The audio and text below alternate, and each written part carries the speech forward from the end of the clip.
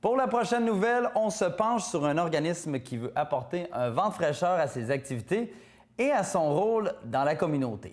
Pour ce faire, le Centre d'interprétation de la Côte-de-Beaupré a entamé une réflexion stratégique visant à se questionner sur son positionnement pour l'année 2016 et pour 2017. Le président du conseil d'administration, Patrick Tanguay, et la directrice générale du centre, Alexandra Lecomte, ont le plaisir de vous expliquer les grandes lignes du virage que s'apprête à entreprendre l'organisation. Dans la dernière année, il y a eu changement au niveau de la présidence. Donc, je suis président du centre d'interprétation. Et on a aussi Alexandra qui est arrivée à titre de directrice. Fait que dans cette année-là, on se disait qu'il faut vraiment relancer nos activités puis revoir comment on pourrait se repositionner là, sur la Côte-de-Beaupré. Et à la base, bien là, c'est ça, vous avez retravaillé vraiment votre mission et votre vision. Parle-moi un peu de cette réflexion-là.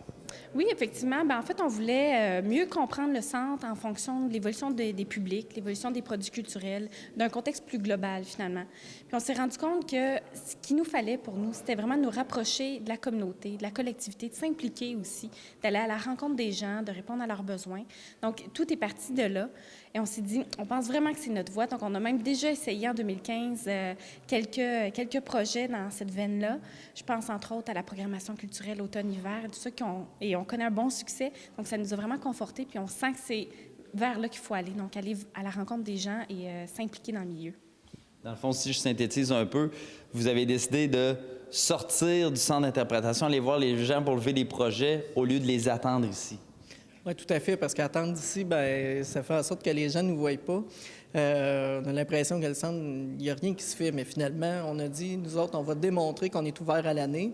Puis aussi, bien, la période estivale, souvent, c'est plus les touristes, mais dans notre idée où on veut vraiment attirer les citoyens, il faut démontrer qu'on se rapproche d'eux. Pour se rapprocher d'eux, il faut vraiment sortir du milieu puis créer des partenariats avec des partenaires.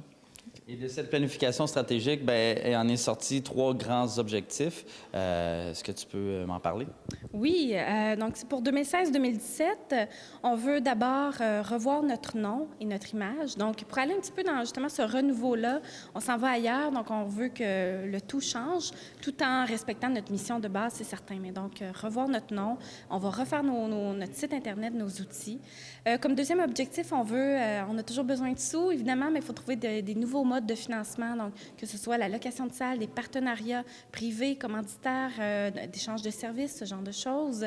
Et on veut également développer et accroître et surtout fidéliser aussi notre clientèle.